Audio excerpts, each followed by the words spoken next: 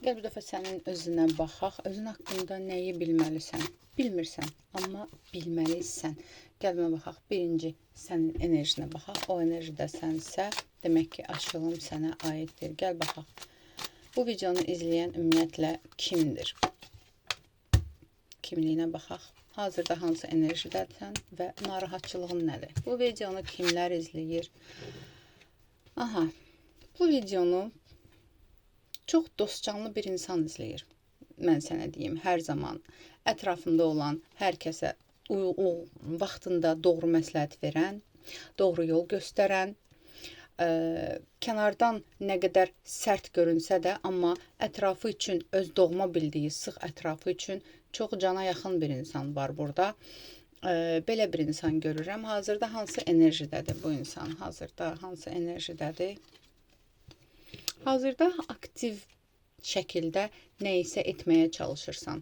Öz sərhədlərini tənzimləməyə, tutaq ki, burada bilirsən nədən gedir söhbət? Öz stabilliyinə doğru, öz bünövrəni qurmaq enerjisindəsən bu dəqiqə. Yəni, hansısa bir işlə məşğulsansa, o iş üçün uğraşırsan, çalışırsan ki, sonradan bəhrələnəsən, hansısa yeni bir məqsəd qurmusan. Bu dəqiqə, yəni, narahatçılıq deyil də, sadəcə olaraq çalışqan bir insandır. Arı kimi çalışırsan, yəni, gecə-gündüz 7-24 çalışqan bir insan var və çalışqanlığı da kiməsə zərər vurmaq deyil də, sadəcə özünü, həyatını stabilləşdirmək uğruna gedən bir mübarizədir burada. Narahatçılığın nə ilə əlaqədardır? Əsas narahatçılığın maddiyyatla əlaqədardır.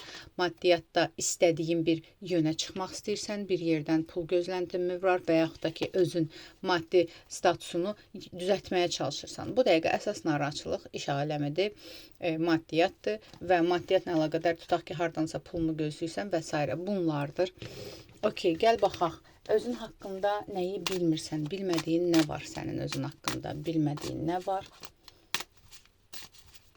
Özün haqqında bilmədiyin nə var? Bilmirsən.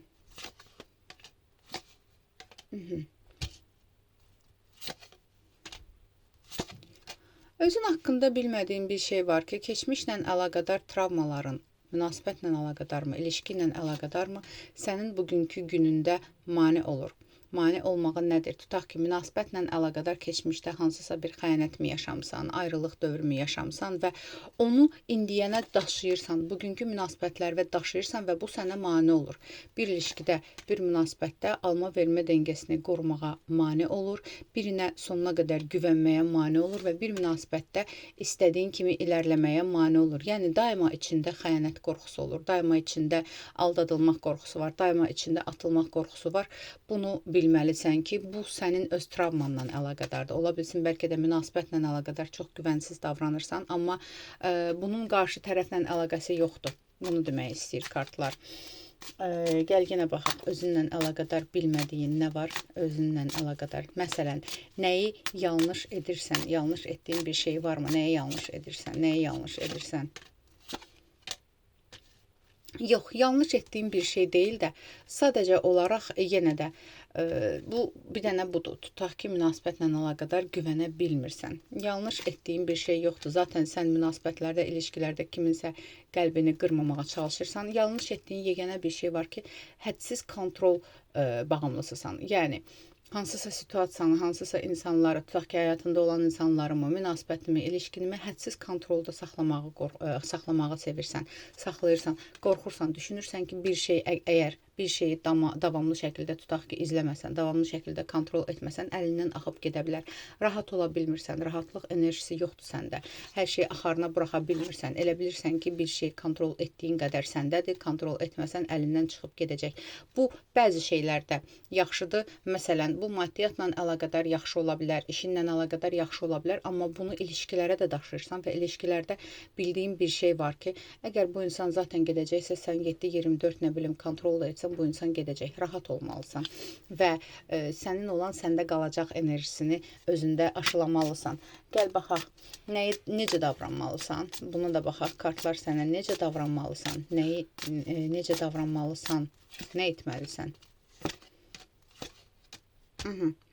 Sadəcə olaraq duyğusal cəhətdən, münasibət cəhətdən rahat olmalısan. Burada rahatlıq enerjisidir və sən rahat olduğun zaman duyğusal cəhətdən də sevgin artır. Tutaq ki, ilişkin varsa, qarşı tərəfdən münasibətdə ilişki daha da sevgini görürsən.